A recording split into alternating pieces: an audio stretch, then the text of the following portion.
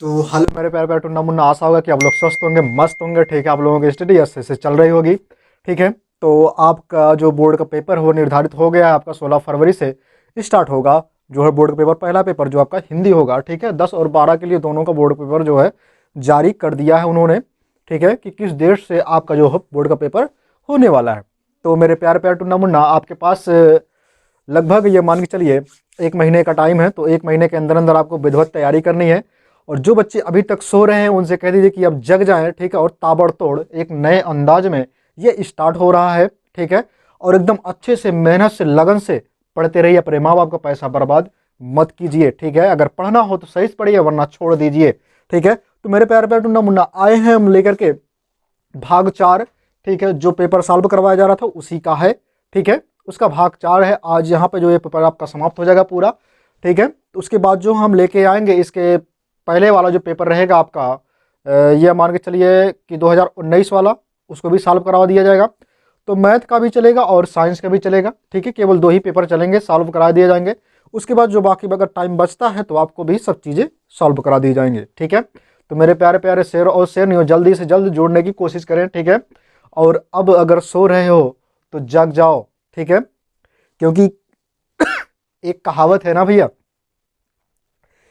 कि अगर मुझे पाना है, अगर मुझे पाना है तो तुझे तकदीर बदलनी होगी।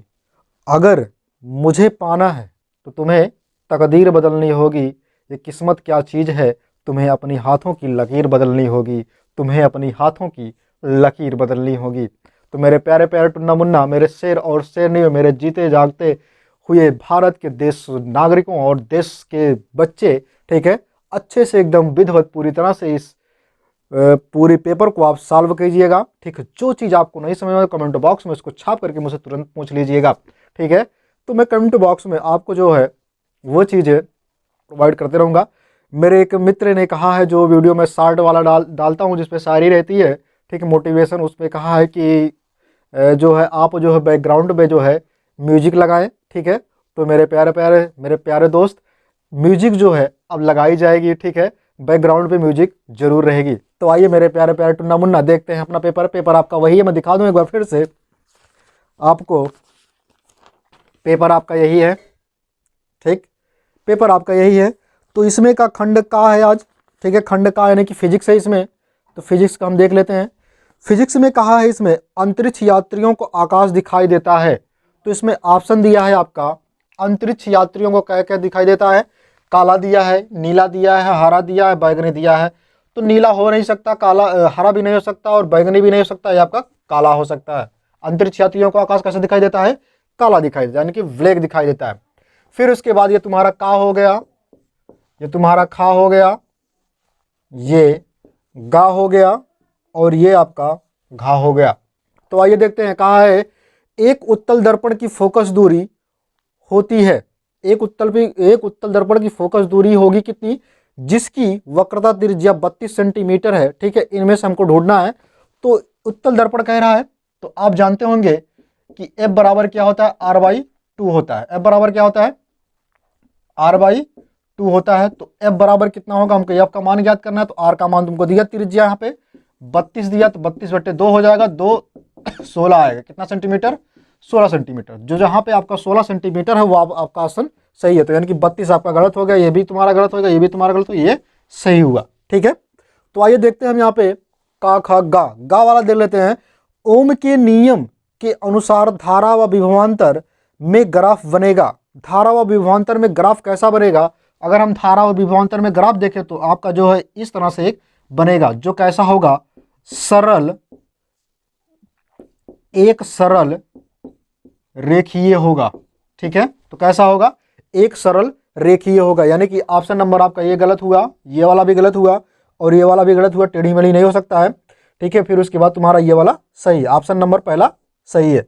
तो ये देखते हैं, इसमें कहा है यहाँ पे घा वाले में कहा एक लघु पथित परिपथ में धारा का मान होता है। तो लघु पथि परिपथ में जो है धारा का जो मान होता है वो शून्य होता है। कितना होता है, शून्य होता है, यानी कि ऑप्शन नंबर पहला सही, बाकी सब गलत है। ठीक है, तो आइए हम लोग जो है इसको रफ करते हैं। फिर उसके दूसरे का कहा है मिट्टी का तेल। ठीक है, यानी n1 बराबर आपका दिया है यहाँ पे 1.44, ठीक है। और उसके बाद तारपीन का तेल दिया है N2 बराबर 1.47। उसके बाद जल का अपवर्तनांक दिया है आपका N3 बराबर 1.33, 1.33 दिया है, ये इतना दिया है। यानी कहा इसमें यदि मिट्टी का तेल तारपीन का तेल तथा जल के अपवर्तनांक क्रमशः, मतलब ये सब अपवर्तनांक दिए हैं, ठीक है। 1.44, 1.47 तथा 1.33 है। इनमें प्रकाश की चाल किसमें सबसे अधिक होगी और क्यों? इसमें कहा है प्रकाश की चाल कितनी अधिक होगी और क्यों, ठीक। हमको निकालना है प्रकाश की चाल किसकी अधिक होगी। यहां पे रहेगा भैया किसकी, ठीक है, यहां पे रहेगा आपका किसकी अधिक होगी, ठीक। इनमें से हमको किसकी अधिक निकालना है, ये निकालना है। तो आप लोग जानते होंगे कि माध्यम में प्रकाश की चाल v बराबर होता है C/n होता है। आपका C क्या होता है? C होगा ये आपका निर्वात में प्रकाश की चाल। क्या होगा? निर्वात में प्रकाश की चाल। और n आपका क्या होगा? यहां माध्यम में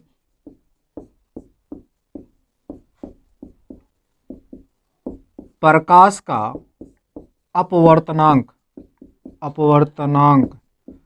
ठीक है।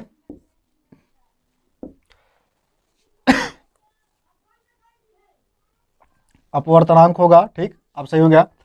तो ये चीज हमको दिखाना था, लेकिन इसमें कहा क्या कि किसकी चाल अधिक होती है और क्यों। तो अगर हम निकालेंगे, ठीक है, अगर हम इसको सही से निकालते हैं तो देखिए क्या आता है इसमें। चलिए इसको निकाल के देख लेते हैं। v का मान आपका निकालना है। c का मान होता है कितना? c का मान आपका हो जाएगा प्रकाश की चाल 3 × 10⁸ मीटर प्रति सेकंड होता है, ठीक है। अब आपका c का मान दिया है, n का मान दिया है, तो सोचिए तो v बराबर आपका क्या हो जाएगा।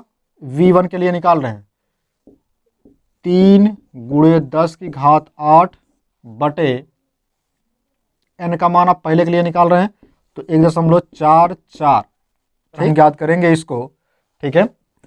तो v1 के लिए इतना होगा, v2 के लिए भी निकाल लेते हैं इसी वक्त, देखते हैं 3 × 10⁸ भागे 1.47, ठीक है। फिर v3 के लिए अगर निकालेंगे तो 3 × 10⁸ बटे 1.33। अगर हम भाग देंगे 1.44 से, भाग करेंगे 3 से, तो 3 चौक 12, 3 × 5 = 15, 3 चौक 12 कितना हो जाएगा 12, कटेगा तो 2 आएगा 24, 3 × 8 = 24, 8 × 3 = 24 होता है ना, तो कट जाएगा। 2 अंक के बाद दशमलव, 2 अंक के बाद दशमलव लगाएंगे आप, यानी इसका आएगा कितना 0.48 × 10⁸ इतना आया। अगर हम इसका निकालेंगे, इसका अगर हम भाग कर देते हैं, ठीक है, 3 से भाग कर रहे हैं इस वाले में, तो हो जाएगा आपका 147, ठीक है, दशमलव करके रहेगा।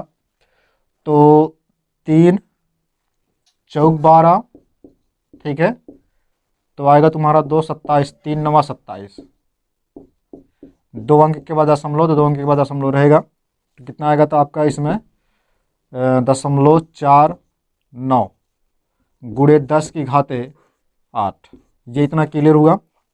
अब इसका अगर हम निकालते हैं, इसी वाले पे कर दे रहे हैं, ठीक। तो 1.33 तो हो जाएगा 2 चौक 8, नहीं 3 चौक 12, 12 होगा तो कैंसिल होगा 1, 13, 3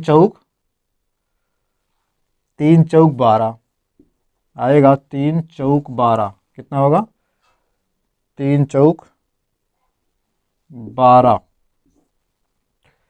ये कैंसिल हो जाएगा तो आएगा 1। ठीक है, फिर यहाँ पे अगर हम दशमलव लगाएंगे तो कितना आएगा, यहाँ पे 0 बढ़ेगा तो 3 तिरिक्का 9, 3 तिरिक्का 9, 1 आएगा, इसी प्रकार से आते चला जाएगा। ठीक है, तो दशमलव है यहाँ पे 2 अंक के बाद, 2 अंक के बाद दशमलव लगाएंगे तो कितना हो जाएगा, 4 दशमलव,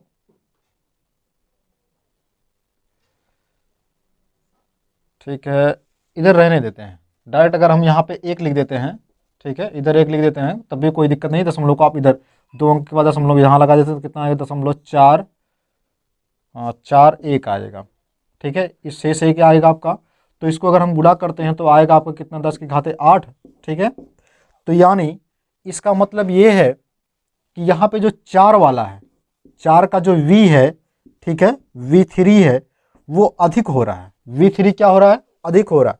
बाकी सबके जो है ये चाल जो है क्या हो रहे हैं, माध्यम में प्रकाश की चाल वो कम हो रहे हैं। क्यों कम हो रहे हैं, क्योंकि अपवर्तनांक अगर घट रहा है, अपवर्तनांक अगर घट रहा है तो देख रहे हैं आप चाल क्या हो रहा है, बढ़ रहा है। इससे ये चीज़ समझ में आ गया। लेकिन आप एक चीज़ और समझिएगा, यहाँ से आपको ऐसे अगर नहीं समझ में आ रहा होगा तो मैं यहाँ एक चीज़ करके और दिखा दूँ। ठीक है, 10 की घाते 8 हुआ।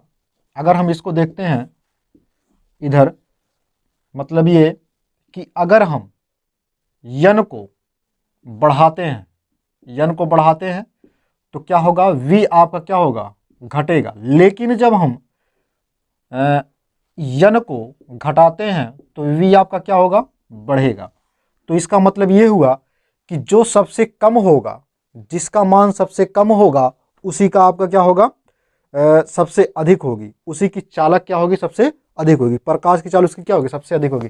तो सबसे अधिक प्रकाश की चाल किसकी होगी, ये इसकी होगी, यानी कि जल की प्रकाश की चाल सबसे अधिक होगी। तो यहाँ पे लिखेंगे आप कि इससे स्पष्ट होता है कि जल की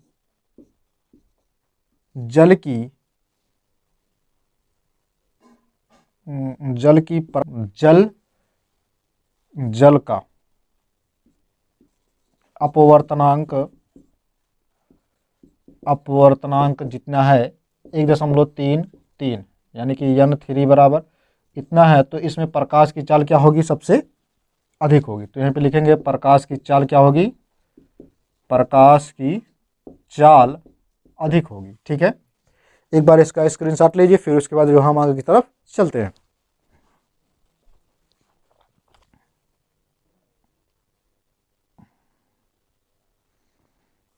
यहाँ पे खा वाले में कहा है, एक उत्तल लेंस द्वारा प्राप्त प्रतिबिंब के आवर्धन का सूत्र लिखिए। क्या यह ऋणात्मक व धनात्मक दोनों हो सकता है। तो भाई यहाँ हो सकता है। तो आइए देखते हैं। पहले यहाँ पे कहा है आवर्धन, कहा है, क्या कहा है, आवर्धन। ठीक है, आवर्धन का सूत्र कहा है। तो आवर्धन का सूत्र क्या होता है, यानी यम बराबर आपका होता है आई बटे 0, यानी अगर हम बात कर लें तो हो जाएगा v बटे u। अब यहाँ आपका v क्या होगा, तो लिखेंगे आप जहाँ v है आपका लेंस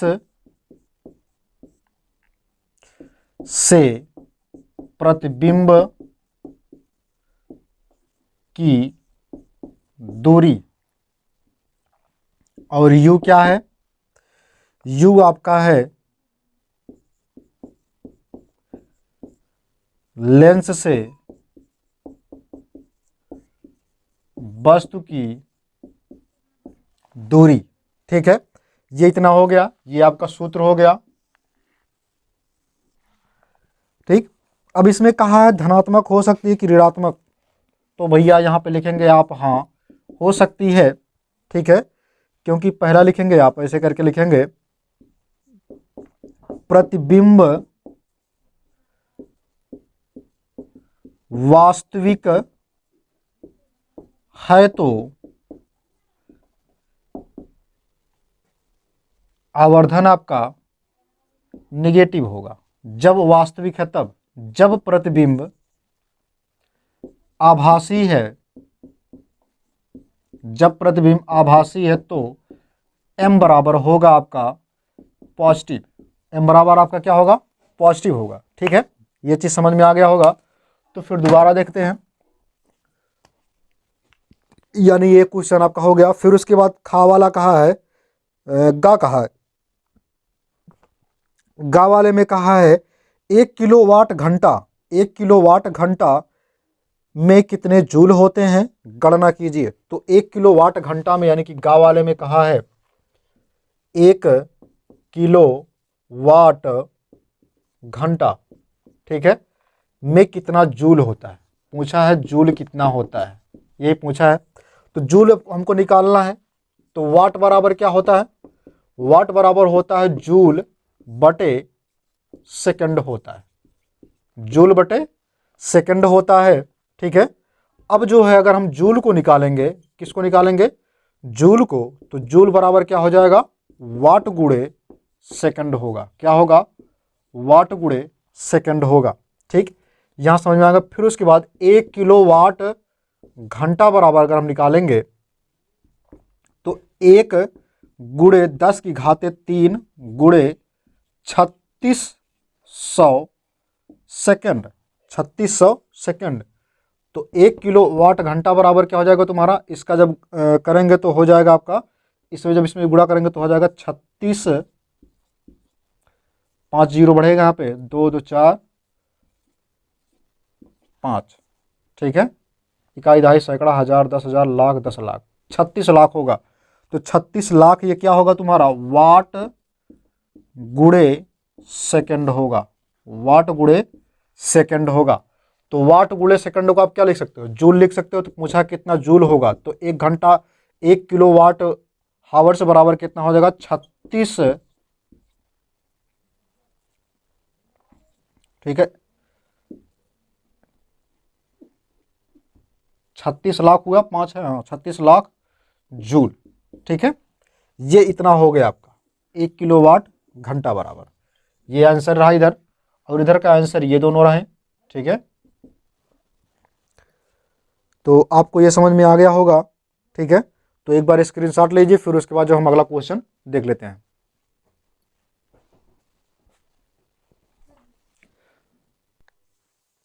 तो मेरे प्यारे बच्चों नमूना आप लोग स्क्रीनशॉट ले लिए। तो आइए देखते हैं तीसरे का का देखते हैं, तीसरे का का देख लेते हैं। तो तीसरे के का में कहा है एक लेंस की फोकस दूरी की गणना कीजिए। क्या कह रहा है, लेंस की फोकस दूरी को हमको निकालना है, कह रहा है गणना कीजिए। यदि उसकी क्षमता, क्षमता दिया है आपका P दिया है, P दिया है -2 डायोप्टर दिया है। यदि फिर दिया तुम्हारा P1 P2 मान लेते हैं इसको, एक डायोप्टर दिया है, ठीक है, एक डायोप्टर दिया है इसको, की क्षमता वाला लेंस इसके साथ जोड़ दिया जाए। ठीक है, लेंस जोड़ दिया जाए तो संयुक्त लेंस की फोकस दूरी क्या होगी। कह रहा संयुक्त लेंस की फोकस दूरी क्या होगी। संयुक्त मतलब क्या होता है, जुड़ा हुआ। तो अब बताइए ये आपका कौन सा लेंस होगा इस वाले में,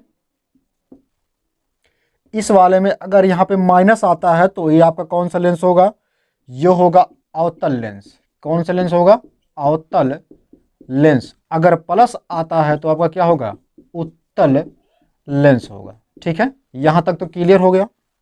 तो अब बताइए कि आप पढ़े होंगे F बराबर क्या पढ़े होंगे, 1/P पढ़े होंगे। जब हमको F का मान हमें ज्ञात करना होगा सेंटीमीटर के पदों में, तो क्या होगा, 100/P होगा। अब जब 100/P रखेंगे तो 100 आया आपका, P का मान आपका अगर 1 के लिए निकाल रहे हैं, F1 के लिए निकाल रहे हैं, तो -2 कितना आएगा आपका, -50 आया एक चीज, F1 का मान आया। तो F2 का अगर हम मान निकालते हैं एफ पी बटे इसके अगर रूप में, ठीक है, तो F1 P1 P1 P2 P2, ठीक है, तो क्या हो जाएगा आपका 100 बटे P2 का मान कितना है, 1 आया है, ठीक है, यानी आपका कितना हो जाएगा 100, कितना आएगा 100 आएगा, ठीक है। ये सब कितने में आएंगे, सेंटीमीटर में आएंगे, सेंटीमीटर में प्लस में आएगा, तुम्हारा माइनस में आएगा। तो अब बताइए इसमें कहा है संयुक्त लेंस की फोकस दूरी, मतलब दोनों को जोड़ने को कहा है। तो 1/f बराबर 1/f1 प्लस 1/f2, जब दोनों को जोड़ा जाएगा तो 1/f बराबर 1/f1 कितना आपका आया है, -50 आया है, प्लस 1/f2 का मान 100 आया है। तो 1/f बराबर आपका कितना हो जाएगा, दोनों को हम गुणा करेंगे तो सीधे कितना हो जाएगा, 50 गुणे 100। अब इसका गुणा इसमें करेंगे तो कितना आएगा आपका, 100 आएगा, 100 प्लस इसका गुणा इसमें करेंगे तो माइनस आएगा, कितना आएगा, माइनस, प्लस माइनस का माइनस होगा, ठीक है, इतना आया आपका। तो अब बताइए हम अगर इसमें से इतना घटाएंगे तो आएगा कितना है आपका, तो 100 में से 50 गया, आ गया 50 बटे माइनस 50 गुणे 100, 50 से 50 कैंसिल हुआ, आया कितना, 1/100 माइनस में, ठीक है। जब 1/f बराबर आया तुम्हारा 1/100 माइनस में, जब तिरछा गुणा होगा इसका इसमें होगा तो कितना आएगा, तिरछा जब गुणा होगा तो f बराबर आ जाएगा आपका 100, कितना आएगा, 100 आएगा, कितना आएगा, 100 आएगा।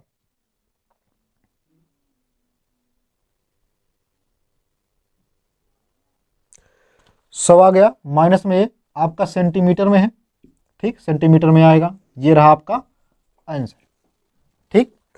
फिर उसके बाद इसमें अथवा करके दिया 15 सेंटीमीटर फोकस दूरी के किसी उत्तल दर्पण से कोई वस्तु 10 सेंटीमीटर दूरी पर रखी है, प्रतिबिंब की स्थिति तथा प्रकृति ज्ञात कीजिए, ठीक है। आप अगर सूत्र लगाएंगे इस पे 1/f बराबर 1/v प्लस 1/v का जब सूत्र लगाएंगे तो आपका आंसर जो है आ जाएगा, ठीक है। इसका आंसर 6 आएगा, आभासी आएगा, सीधा होगा और 6 सेंटीमीटर लेंस के आगे बनेगा, ठीक है। तो इसको आप लोग लगा लीजिएगा, ठीक, ये आपके लिए है। अगर 6 सेंटीमीटर आएगा तो कमेंट बॉक्स में छाप दीजिएगा। फिर उसके बाद तीसरे का का हो गया, अब खा देख लेते हैं। तीसरे के खा में कहा है कि 2 ओम, कितना कहा है, 2 ओम कह दिया है, तो 2 ओम तुम्हारा कहा है, 2 ओम, 3 ओम और 6 ओम, यही दोनों कहा है के प्रतिरोधों को किस प्रकार संयोजित करेंगे कि संयोजन का कुल प्रतिरोध है। अब इसमें कंडीशन दिया है, पहला कंडीशन दिया है आपको 4 ओम हो जाए और 1 ओम होना चाहिए, ठीक है, इतने पर। तो ये तुम अगर मान लोगे R1 R2 R3, ठीक है, ये इतना मान लो। तो अब बताओ जब पहली कंडीशन पे निकालोगे, ठीक है, तो क्या होगा, अगर हम कह रहा अपने आप से, मतलब इसको जोड़ना है, अगर हम इन दोनों को समांतर क्रम में कर देते हैं तो क्या आता है, तो रख के देखते हैं। तो क्या करोगे, यहाँ पे R2 समांतर होगा किसके, R3 के, R2 समांतर होगा R3 के और R1 तुम्हारा जुड़ेगा, ठीक है। तो चलिए यहाँ पे पहले बनाते हैं।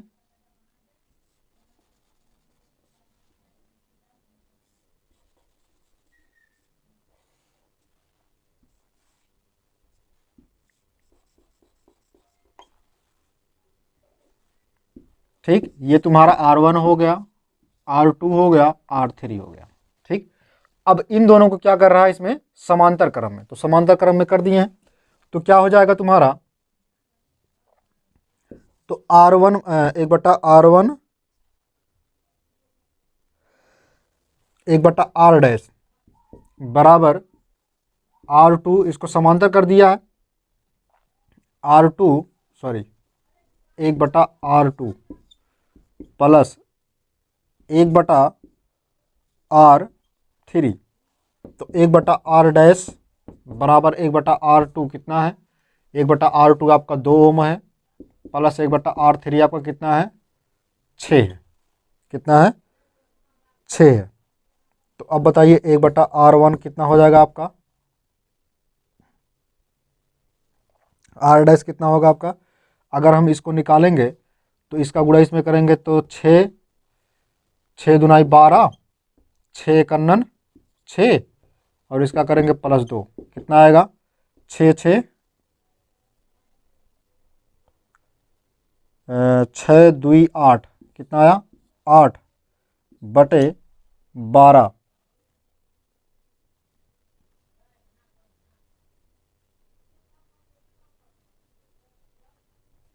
सॉरी मेरे पेपर से रो से नहीं हो। एक मिनट। इसमें आपको क्या करना है कि इस पे मान रखना पड़ेगा। 1 मिनट रुको, अभी देखते हैं।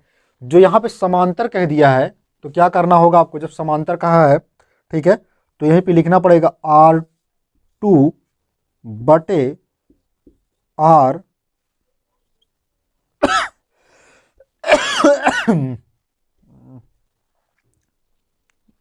अगर हम इसको लिखेंगे ठीक है तो क्या हो जाएगा R2 गुणे R3, इसको कहा ना R2 गुणे R3 जो समांतर है तो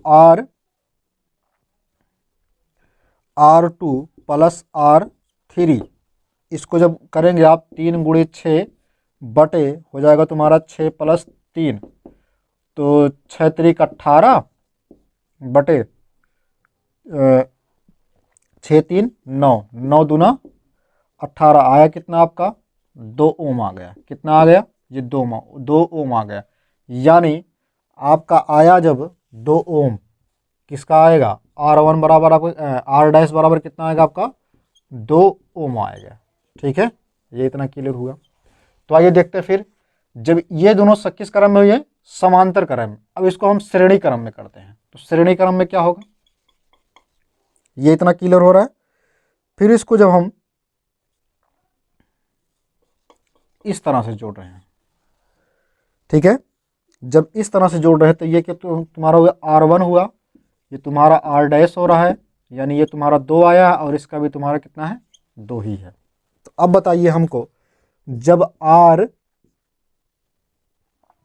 बराबर R डैश + R1 जब जोड़ेंगे तो आपका कितना आएगा इधर, तो R बराबर आ जाएगा 2 + 2 यानी कितना आया R बराबर आया 4, R बराबर 4 जो हमको लाना था। R बराबर 4 आ गया, ये आपका 4 ओम आ गया। ठीक, तो आइए उसी प्रकार देखते हैं। अब कह रहा है क्या चीज, दूसरा कंडीशन कह रहा है ठीक है। तो दूसरे कंडीशन में क्या होगा कि तब तक आप लोग इसका जो है एक बार स्क्रीनशॉट लीजिए, उसके बाद हम दूसरा कंडीशन समझाते हैं। तो इसको हमने रफ किया है ठीक है, तो रफ करने के बाद देखिएगा अब हम दूसरी कंडीशन निकाल रहे हैं इसका। तो दूसरा कंडीशन क्या होगा, इसमें कह रहा है 1 ओम हो। अब 1 ओम अब ले रहे हैं ठीक है, तो 1 ओम को क्या करेंगे हम, अगर इसको हम समांतर क्रम करते हैं, किस क्रम में करते हैं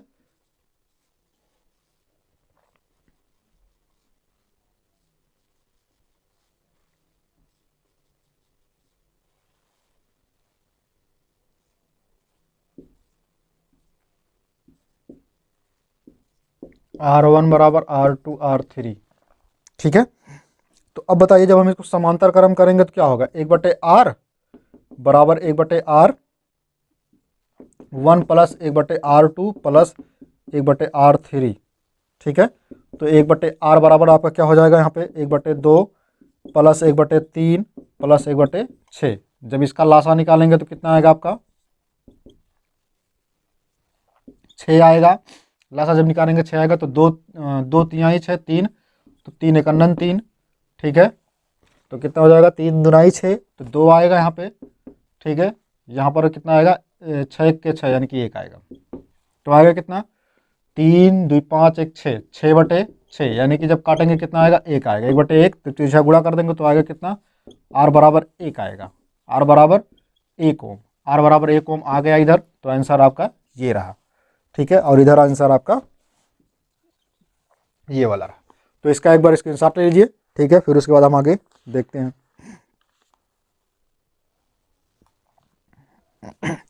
तो आप लोग स्क्रीनशॉट ले लिए होंगे। तो इसमें जो है अथवा करके क्वेश्चन दिया है, अथवा करके जो क्वेश्चन दिया है, किसी चालक के प्रतिरोध से क्या तात्पर्य है, यह किस कारकों पर निर्भर करता है। तो इसको आप लोग जो है ढूंढ करके लगा लीजिएगा, ठीक।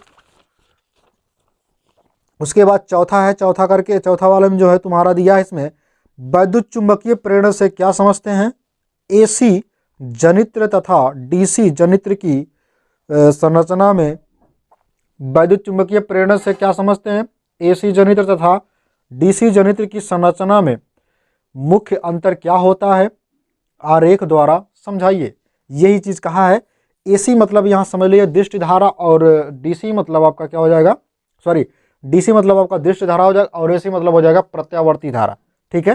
तो इसी को आप लगा सकते हैं, आपके बुक में मिल जाएगा, तो इसको ढूंढ लीजिएगा, ठीक है।